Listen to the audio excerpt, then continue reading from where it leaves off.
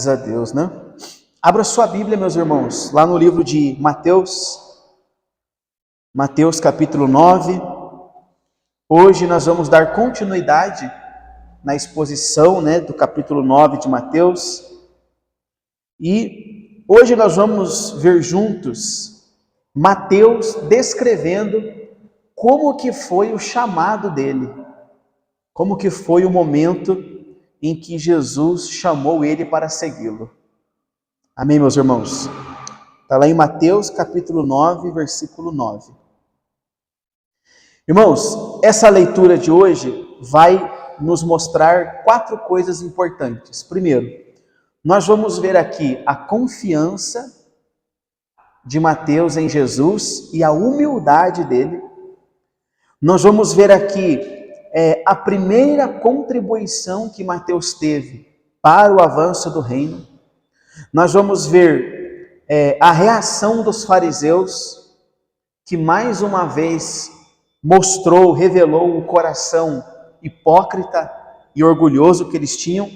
E nós também veremos uma declaração impactante do Senhor Jesus, que para alguns essa declaração é um confronto, e para outros essa declaração é motivo de alegria. Amém? Todos encontraram? Vamos fazer a leitura? Mateus capítulo 9. Quando Jesus saiu dali, ele viu um homem chamado Mateus sentado na coletoria e lhe disse: siga-me. Ele se levantou e o seguiu. Estando Jesus à mesa na casa de Mateus, muitos publicanos e pecadores vieram e tomaram lugares com Jesus e os seus discípulos. Vendo isto, os fariseus perguntavam aos discípulos de Jesus: Por que o mestre de vocês come com os publicanos e com pecadores? Mas Jesus, ouvindo isso, disse: os sãos não precisam de médico, e sim os doentes. Vão e aprendam o que significa: quero misericórdia e não sacrifício, pois eu não vim chamar justos, e sim pecadores. Vamos orar? Coloque a mão sobre a palavra.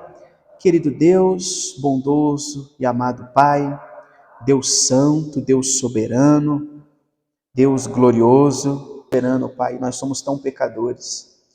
Humildemente pedimos que o Senhor ajude-nos a compreender a Tua palavra, meu Deus. Que o nosso coração seja uma terra fértil, que quando é lançada a semente, ela produz muitos frutos.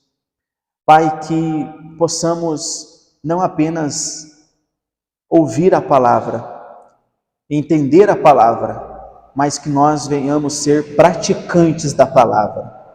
Praticantes, que nós venhamos sair daqui hoje para praticar aquilo que o Senhor vai revelar aos nossos corações. Abra, Senhor, nosso entendimento e ajuda-nos a compreender qual é a Tua boa, perfeita e agradável vontade. Em nome de Jesus, amém. Amém? Sempre a importância de orar. Sempre a importância de orar. Quando você for meditar na palavra de Deus, ore e peça para Deus te ajudar, te dar discernimento, entendimento. Graças a Deus. Irmãos, no último culto de ensino, nós vimos o Senhor Jesus manifestando não apenas a sua autoridade para curar, mas também a sua autoridade para perdoar pecados. Lembra daquele paralítico? Que quando ele chegou doente, Jesus disse assim, estão perdoados os teus pecados. Então ali ele mostrou que tinha autoridade para perdoar pecados e também para curar, porque em seguida ele curou aquele homem. E esse texto aqui que nós lemos, nós percebemos, irmãos, que ele encaixa-se perfeitamente na continuação do último episódio. Porque aqui, mais uma vez, o Senhor se mostra pronto para perdoar, para salvar todos aqueles que precisam de perdão, todos aqueles que precisam de salvação. Então, essa continuação aqui, o chamado de Mateus, é a continuação perfeita para o que nós lemos na semana passada, a cura do paralítico. Tá certo? Vamos ler novamente o versículo 1, o versículo 9. Quando Jesus saiu dali, viu um homem chamado Mateus sentado na coletoria e disse-lhe: siga-me. E ele se levantou e o seguiu. Irmãos, o chamado de Mateus, ele nos revela a maravilhosa graça do Senhor em escolher pessoas que não têm mérito nenhum para serem escolhidas. Por que eu estou dizendo isso? Porque Mateus, ele não tinha mérito algum para ser escolhido, pelo contrário. Mateus, irmãos, para vocês entenderem, ele era um publicano, ele era um cobrador de impostos. E o cobrador de impostos, a grande maioria, para não dizer todos, geralmente eram corruptos, agiam de má fé, cobravam mais do que deveriam cobrar, envolviam-se em esquemas, enfim. Então, os cobradores de impostos, naquela época, era visto como os piores da sociedade. E Mateus era esse tipo de pessoa. Mateus, ele era um cobrador de impostos, e quando Jesus chamou ele, inclusive, ele estava na coletoria, ou seja, ele estava ali colhendo impostos dos judeus, né? Do povo de Deus, de todas as pessoas, né? E o Senhor escolheu Mateus, e isso é graça, irmãos. Aqui é a maravilhosa graça de Deus em escolher quem não tem mérito algum para ser escolhido, né? Aqui está escrito Mateus, mas se você for ver lá em Lucas, ele é chamado de Levi, porque esse era o nome de batismo dele, né? E depois ele foi chamado de Mateus.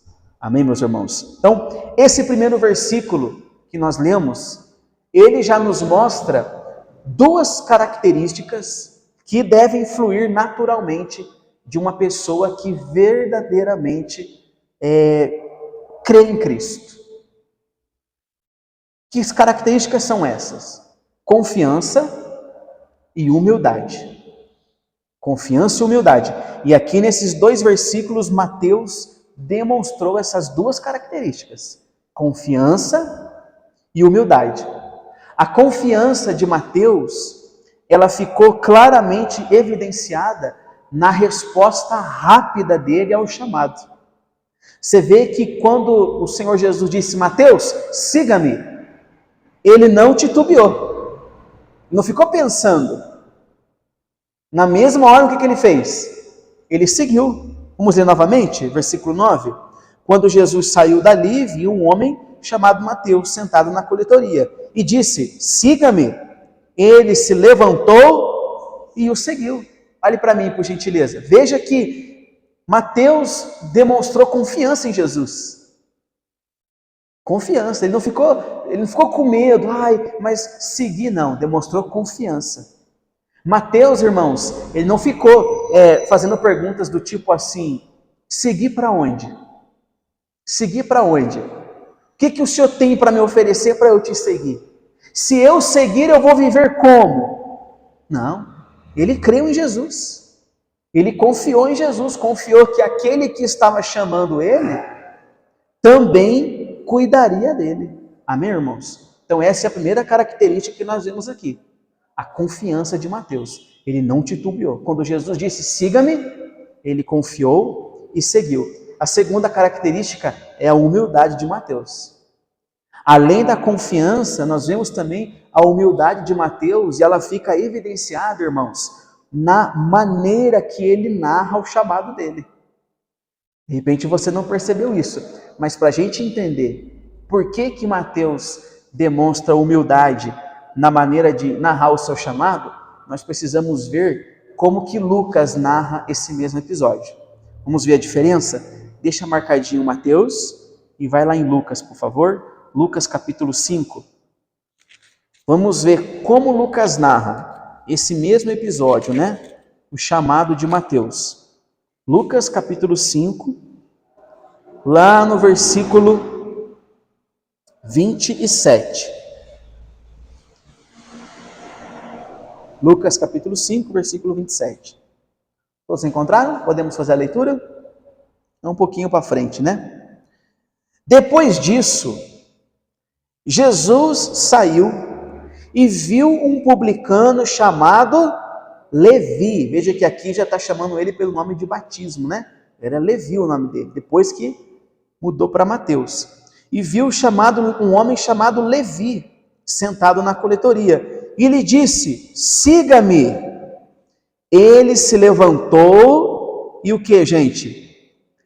Deixando tudo, o seguiu. Então, Levi lhe ofereceu um grande banquete em sua casa. Levi ofereceu um grande banquete em sua casa, e era grande o número de publicanos e outras pessoas que estavam com eles à mesa.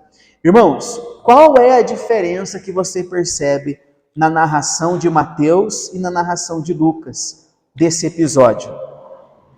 Qual é a diferença que você percebe? Existem dois detalhes aqui que diferencia, ambos contando. Olhe para mim que eu vou explicar para você. Mateus só diz assim, ó: eu estava sentado na coletoria, Jesus me chamou e eu o segui. Mateus diz assim. Mas nós vemos aqui em Lucas dois detalhes que Mateus ele não diz. Lá em Lucas diz que quando Jesus chamou, ele deixou tudo para seguir Jesus. Não foi isso que Lucas disse ali? Ele deixou tudo para seguir Jesus e depois disso, ele ofereceu um grande banquete na casa dele. Por que Mateus não disse isso, irmãos? Por que Mateus não disse que ele deixou tudo para seguir Jesus? Por que Mateus não faz questão de falar que ele deu um grande banquete depois que Jesus o chamou? Veja que Mateus ele não faz questão de falar isso. Mas por quê? Irmãos, isso aqui demonstra uma profunda humildade em falar de si mesmo. Aqui Mateus demonstra uma profunda humildade em falar de si mesmo. Veja que ele tira o foco dele, do que ele fez, dos feitos dele, para focar no Senhor Jesus, na misericórdia de Jesus em chamá-lo. Mateus não ficou focando no que ele fez, no grande banquete que ele deu. Mateus não ficou focando, irmãos, nas coisas que ele deixou para seguir Jesus. Não, ele não trouxe o foco para si. Não, o foco aqui é Cristo. É na misericórdia do Senhor Jesus em tê-lo chamado. Enquanto Lucas descreve o que aconteceu, ele deixou tudo para seguir Jesus, depois ele deu um grande banquete na casa dele. Mateus só diz assim: eu estava sentado na coletoria, Jesus me chamou e eu segui. Então isso aqui nós vemos uma profunda humildade em falar de si mesmo. Você sabe que tem pessoas que quando ela vai falar de si mesma, ela fala com orgulho das coisas que ela fez, das coisas que ela faz. É ou não é verdade? Sabe qual que é a característica de uma pessoa que ela é humilde? Ela não consegue falar dela mesma. É verdade. Fala aí de você. Se você chegar para uma pessoa que tem essa humildade, e você, fala aí de você. Ela vai ficar falando, eu sou isso, eu sou aquilo outro, eu sou assim. A pessoa não sabe, ela não sabe o que ela fala dela. Mas tem gente que se você perguntar assim para ela, fala aí de você, ela vai falar assim, eu sou uma pessoa boa, eu tenho um coração muito bom. Tem gente que se duvidar vai falar assim, olha, eu sou tão humilde que eu tenho orgulho da minha humildade.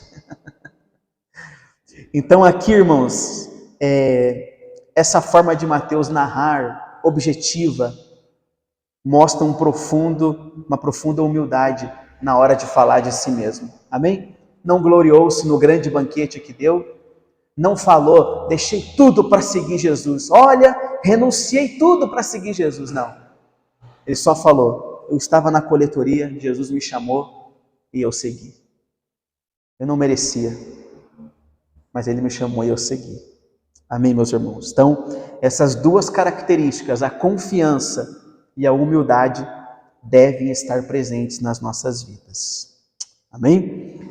Versículo 10. Após chamado, após ele ter sido chamado, estando Jesus à mesa na casa de Mateus, muitos publicanos e pecadores vieram e tomaram lugares com Jesus e os seus discípulos.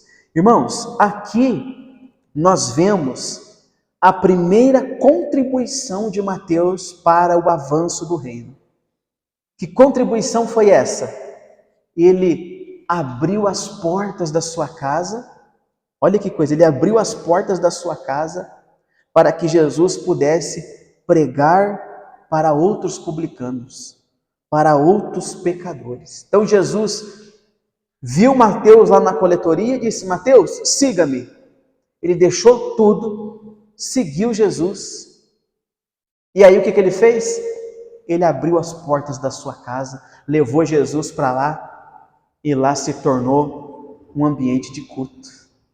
Lá na casa de Mateus está escrito que enquanto Jesus estava à mesa com os discípulos, muitos publicanos, muitos pecadores vieram para ouvir o que Jesus tinha para falar, e Mateus não fechou a porta não, Mateus deixou as portas abertas e todo mundo foi entrando. Então ali foi a primeira contribuição de Mateus para o avanço do reino.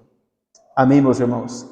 Veja que Mateus, quando ele foi alcançado pela graça, ele se tornou um instrumento para que a graça alcançasse outras pessoas.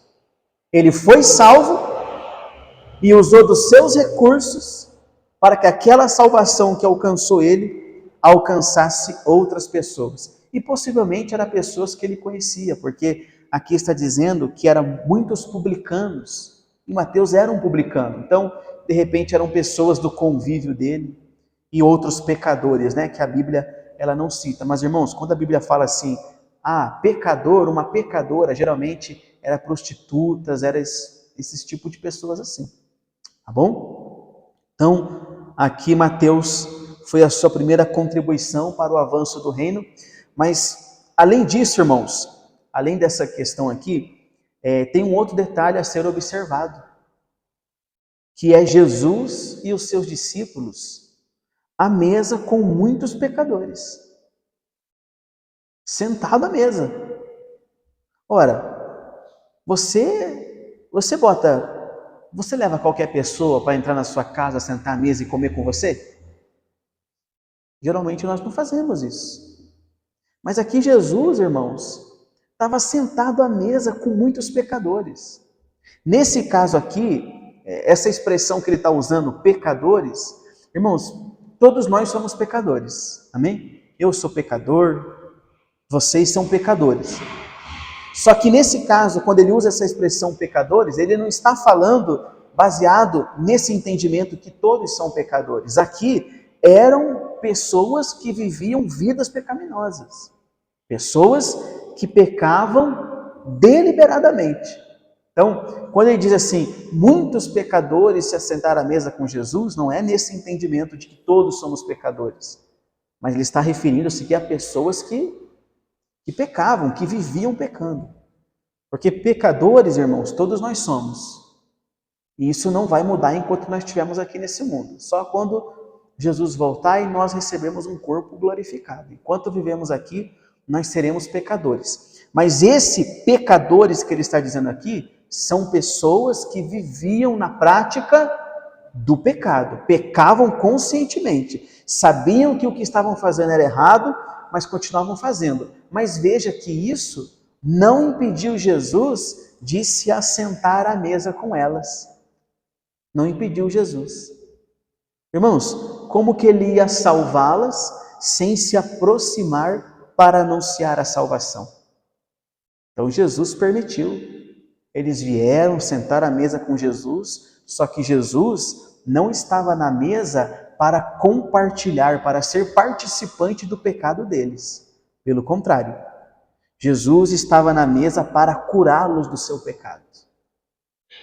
Amém? Aquela comunhão ali de Jesus com muitos pecadores não era para compartilhar pecados, mas era para curá-los dos seus pecados. E foi para isso que Jesus veio. É ou não é verdade? Jesus veio para nos salvar, para nos perdoar dos nossos pecados, e ele mesmo vai falar sobre isso aqui nos próximos versículos. Mas antes, vamos ver a reação dos fariseus quando eles viram aquela cena. Olha só, versículo 11. Diz assim: vendo isto, os fariseus perguntaram aos discípulos de Jesus: por que o mestre de vocês come com publicanos e pecadores? Olha só, hein? Irmãos, nós temos aqui, mais uma vez, os fariseus demonstrando como eles eram orgulhosos e hipócritas.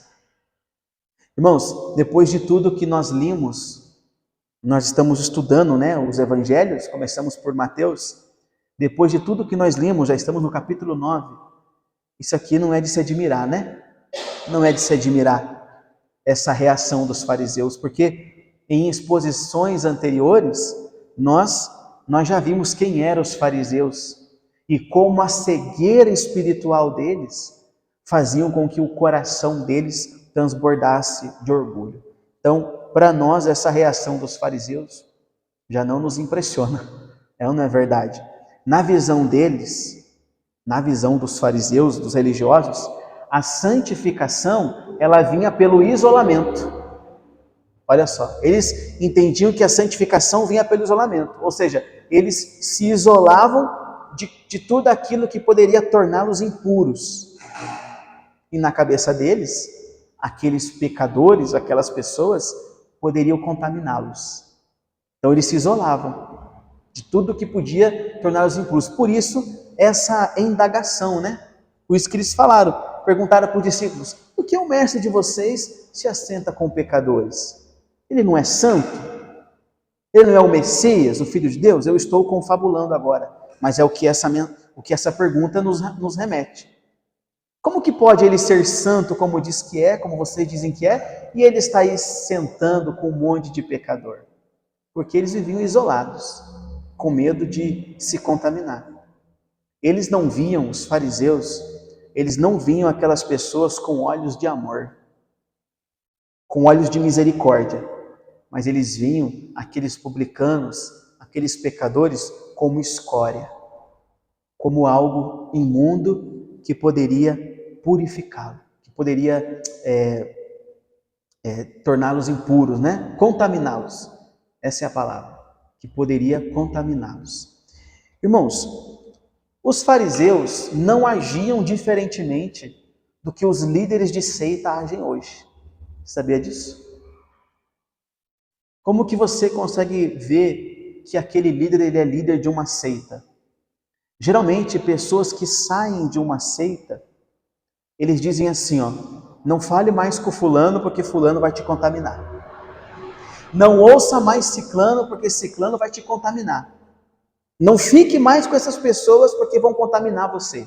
É assim que os fariseus agiam. Eles se isolavam porque não queriam ser contaminados pelos outros. Qualquer semelhança não é mera coincidência, irmãos? Mas olha só a resposta de Jesus para eles. No versículo 12, Jesus disse assim: mas Jesus, ouvindo isto o quê? A pergunta, Por que o mestre de vocês come com publicanos e pecadores? Mas Jesus, ouvindo isso, disse: os sãos não precisam de médico, mas sim os doentes. Irmãos, que declaração impactante.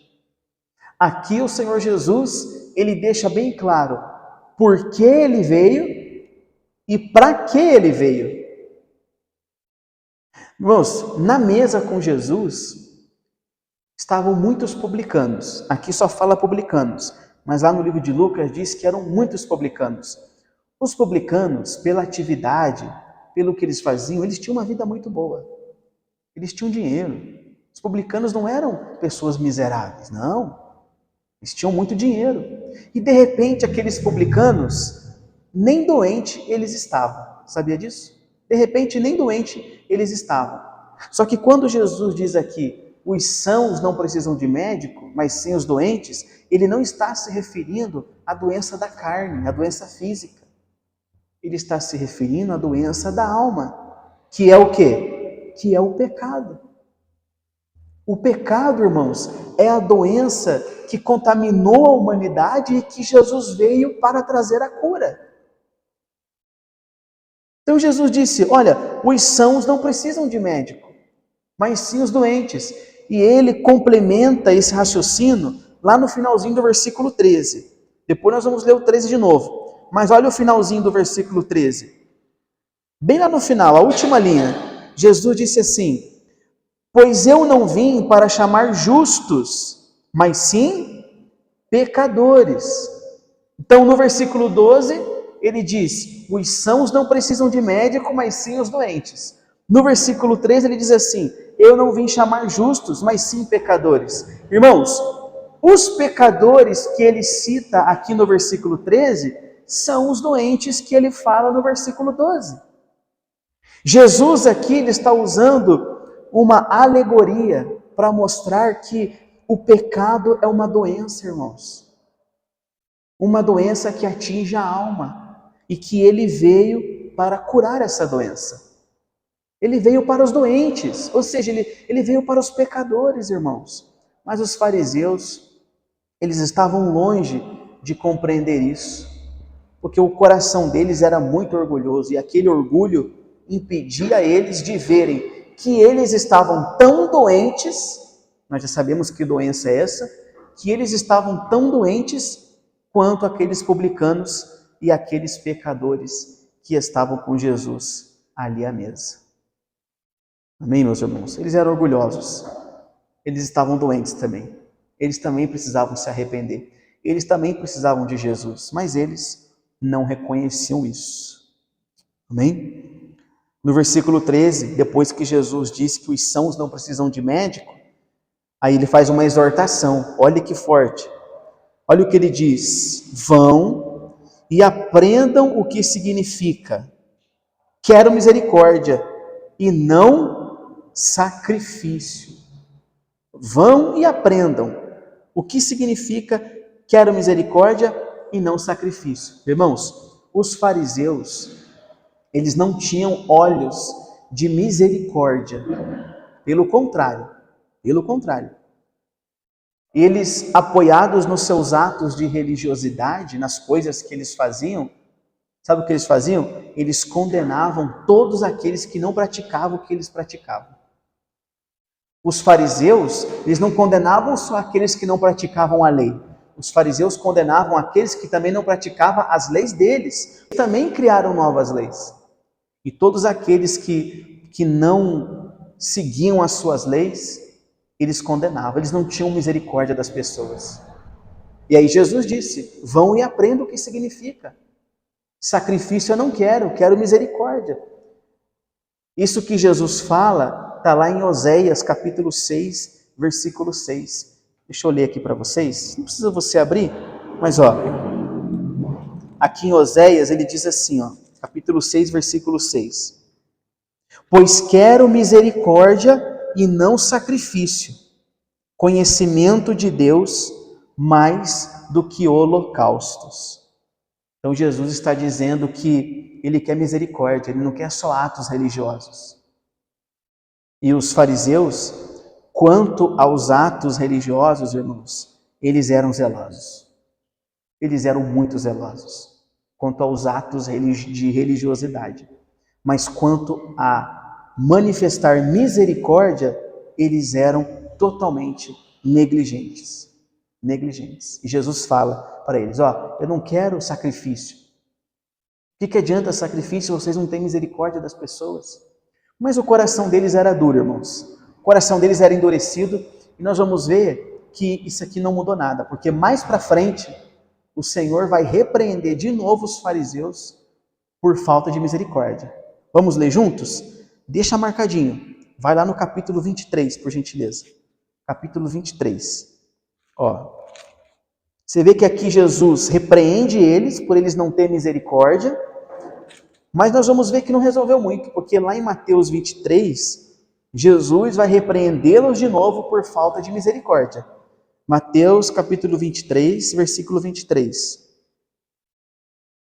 Olha o que Jesus disse: ai de vocês, escribas e fariseus, hipócritas, porque vocês dão o dízimo da hortelã, do endro e do cominho, mas vocês desprezam os preceitos mais importantes da lei, que é o que, irmãos? A justiça, a misericórdia e a fé. Vocês deveriam fazer estas coisas sem omitir aquelas. Volte para o capítulo 9, por favor. Volte para o capítulo 9. Irmãos, olha que repreensão de Jesus, hein? Ele diz assim: ai de vocês, escribas e fariseus hipócritas, porque vocês tiram o dízimo de tudo. Irmãos, os fariseus tiravam o dízimo até das plantinhas, do endro, do cominho, do hortelã. Eles tiravam o dízimo de tudo. Eles eram rigorosos quanto a essas coisas. Mas eles omitiam o principal mandamento da lei: misericórdia. Eles não tinham misericórdia. Que nem nós vemos hoje. Vemos hoje pessoas, líderes religiosos, que são rigorosos nesse tipo de coisa. Você tem que dar o dízimo de tudo. Você tem que dar o dízimo até das suas moedinhas. Porque se você não der o dízimo até dos 10 centavos que você recebe, você está roubando a Deus. Quer dizer, eles são zelosos com essas coisas, mas eles são negligentes para exercer misericórdia, para exercer amor, para exercer compaixão. Eles não são misericordiosos, não são como os fariseus não eram. Eles não são compassivos, não são, irmãos. Mas Jesus chamou eles de hipócritas. Mas infelizmente o coração dos fariseus estava endurecido e eles não se arrependiam. Que Deus tenha misericórdia, é ou não é verdade? Então Jesus faz essa repreensão, né? No versículo 12, dizendo que os sãos não precisam de médico. No versículo 3 ele diz: vão e aprendam o que significa. Eu quero misericórdia e não sacrifício. Irmão, sabe o que Jesus está dizendo aqui? Os atos religiosos de vocês não adianta de nada se vocês não tiverem um coração misericordioso, se vocês não amarem as pessoas. Atos religiosos, irmãos, sem um coração misericordioso, são só enfeites de uma religiosidade hipócrita, não são frutos do Espírito Santo. E ele finaliza no versículo 13 ainda, né? Vão e aprendam o que significa quero misericórdia e não sacrifício, pois não vim chamar justos, mas vim chamar pecadores. Então aqui Jesus, ele finaliza dizendo o motivo da sua vinda a esse mundo. Ele veio chamar pecadores. Irmãos, Jesus não veio para os fariseus, porque eles não eram pecadores? Não, pelo contrário, eles eram pecadores, mas eles não se achavam pecadores. Eles não se achavam pecadores. Eles não achavam que precisavam de misericórdia. Eles não viam que eles estavam doentes. Eles não viam isso. E eles estavam doentes, mas à vista deles eles não estavam. Sendo assim, o médico, né, Jesus, não era para eles. Por exemplo, geralmente nós só vamos no médico quando sentimos alguma coisa. Não tem gente que é assim? Tem gente que às vezes, tem gente que tem o hábito, né, de fazer um check-up, de estar sempre indo no médico. Isso é muito bom. Eu não tenho esse hábito, eu preciso adquirir esse hábito de... Não lembro, realmente não lembro quando foi a última vez que eu procurei um médico. Mas olha que semelhança, né? Por que eu não fui procurar um médico? Por que eu não procuro um médico? Porque eu estou me sentindo bem. Porque está tudo certo, não estou sentindo nada. Então o médico não é para mim agora, porque eu não estou precisando do médico. Mas de repente, se eu for e fazer um exame de sangue, fazer alguma coisa, né? Pode ser que conste alguma coisa. Não é assim? Então, os fariseus agiam mais ou menos dessa forma assim. Para eles, eles não estavam doentes. Eles não precisavam de Jesus, eles não eram pecadores, eles não precisavam da graça de Deus. E assim como eles, muitos agem hoje. Hoje, muitas pessoas não reconhecem que estão vivendo vidas pecaminosas. Muitas pessoas vivem e acham que está tudo certo, estão nos seus pecados e dizem Deus é amor e a salvação é pela graça. Estão confundindo a graça com a hipergraça. Existe uma grande diferença de graça e de hipergraça. A graça não apenas me salva, mas também me transforma. A hipergraça não. A hipergraça é aquele discurso que diz assim, você é um pecador? Não tem problema, Jesus te ama e já te salvou, já morreu por você, não precisa mudar e está tudo certo. Isso aí é a hipergraça. Amém, meus irmãos? Que nós não venhamos agir dessa forma. Que nós sempre venhamos reconhecer que somos pecadores, que precisamos da graça e da misericórdia do Senhor. Graças a Deus, irmãos, que mensagem poderosa esse chamado de Mateus, né? Quantas lições, quantas lições. Nós temos algumas aplicações aqui dessa passagem. Aplicações, irmãos, que nós temos que trazer para a nossa vida e praticá-las. A primeira delas, a confiança. A confiança de Mateus foi vista porque ele não titubeou. Quando Jesus chamou, mesmo sem receber nenhum tipo de promessa, Mateus foi. Que promessa que Jesus fez para Mateus? Nenhuma. Jesus não disse assim, Mateus, me siga que você vai ficar mais rico do que você já é. Mateus, me siga que você vai parar de sofrer. Jesus não fez promessa para Mateus. Jesus só disse o quê? Me siga. Aliás, irmãos, nenhum dos apóstolos fazia promessa alguma. Você não vê os apóstolos dizendo assim, aceite Jesus, que você vai parar de sofrer. Aceite Jesus, que ele vai prosperar você. Não, os apóstolos não faziam esse tipo de coisa. Sabe qual era a mensagem dos apóstolos? Arrependa-se dos seus pecados. Arrependa-se. João Batista, como era a mensagem de João Batista? Arrependa-se. Como era a mensagem de Jesus? Arrependa-se. Qual era a mensagem dos apóstolos? Arrependa-se. Qual é a mensagem de hoje?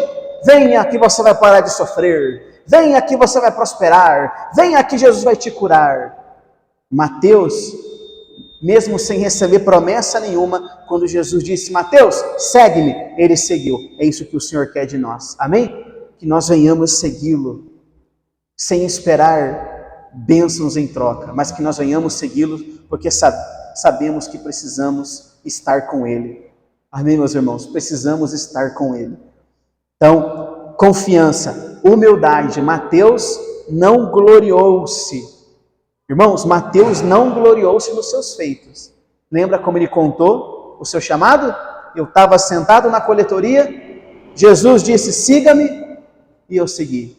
Não ficou contando, eu renunciei isso, eu renunciei aquilo para seguir Jesus. Irmãos, você sabe que tem gente que ela vive se gloriando das coisas que ela renunciou para seguir Jesus, do preço que ela está pagando para seguir Jesus.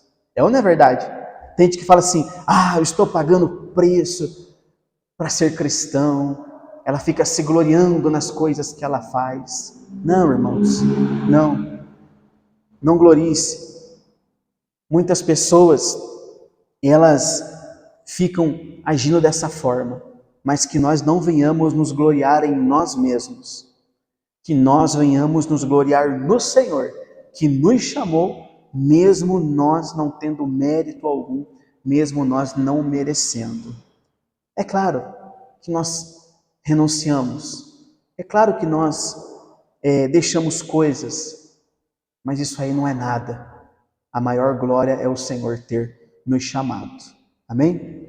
Muitas pessoas têm sido chamadas através da pregação do Evangelho, mas elas têm resistido. Sabe por que elas têm resistido? Porque elas estão confortáveis, sentadas na coletoria. Aonde que Mateus estava? Sentado na coletoria, confortável, ganhando o seu dinheiro, com a sua vida boa. Tem gente que ela ouve a pregação do Evangelho, o Senhor está chamando ela, mas ela está lá, sentada na coletoria, bem confortável. Saia do conforto. Siga a Cristo. Amém, meus irmãos? Assim como Mateus, vamos segui-lo, vamos obedecê-lo sem titubear. Glória a Deus. O Evangelho, irmãos, ele não pode parar em nós. O Evangelho não pode parar em você. Muitas pessoas receberam a graça, mas não estão transmitindo a graça. Veja que Mateus, ele não se isolou. Ele não se isolou. Mas ele abriu as portas da casa dele, dando condições para que outras pessoas que estavam perdidas, como ele um dia estava, também recebessem o Evangelho. Ali foi a primeira contribuição para o avanço do reino. O Evangelho não parou nele. Irmãos, o Evangelho não pode parar em nós. Você recebeu a graça, não recebeu? Você foi salvo, não foi? E o que você tem feito com a salvação? O que você tem feito com essa graça? O que nós temos feito para cooperar com o avanço do reino? Se faça essa pergunta. O que você tem feito para cooperar com o avanço do reino? Não vamos ser como os fariseus. Não seja como os fariseus. Como assim, pastor? Apoiando-se em seus atos de religiosidade, achando-se que aquilo os tornava mais santos. Os fariseus sacrificavam, davam dízimo de tudo e achavam que aquilo deixava ele mais santos. Mas lembre-se, irmãos, atos de religiosidade sem misericórdia, sem piedade, não são frutos do Espírito Santo. Não são apenas enfeites.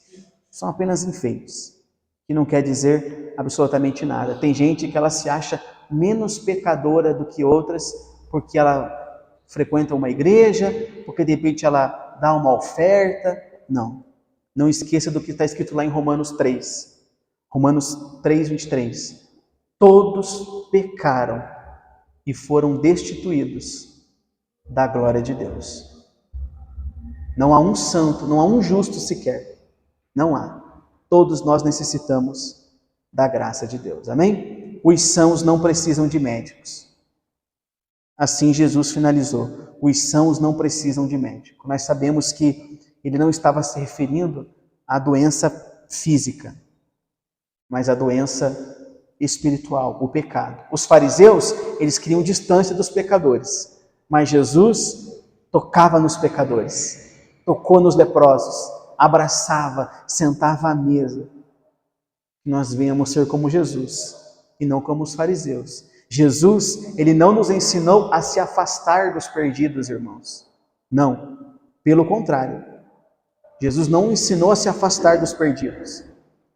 Ele nos ensinou a não participar dos pecados deles, mas nós temos que nos aproximar dos perdidos para levar o arrependimento. Amém? Temos que nos aproximar daqueles que estão perdidos para pregar para eles. Não é pecado você conviver com pessoas descrentes. Não é pecado. Não tem como você viver nesse mundo sem conviver com pessoas descrentes. Não é pecado. Não é pecado você ter amigos que não são cristãos. Pecado é você não ser cristão quando está perto deles. Isso daí é pecado. Amém, meus irmãos? Então Jesus não nos ensinou a nos isolar. Ele sentou à mesa com os pecadores, mas não se tornou participante do pecado deles. Pelo contrário, sentou à mesa para levar a salvação para eles. Graças a Deus, irmãos. Quem nós somos? Porque Jesus finalizou dizendo assim, ele disse assim no final, eu não vim chamar justos, eu vim chamar pecadores. Quem nós somos? Quem nós somos? Somos justos ou somos pecadores? Você acha-se justo por conta das coisas que você faz? Ou você entende que você é um pecador? Se você entende, foi para você que Jesus veio. Amém, irmãos? Foi para você que ele veio. E se você crê nisso, vamos louvar a Deus.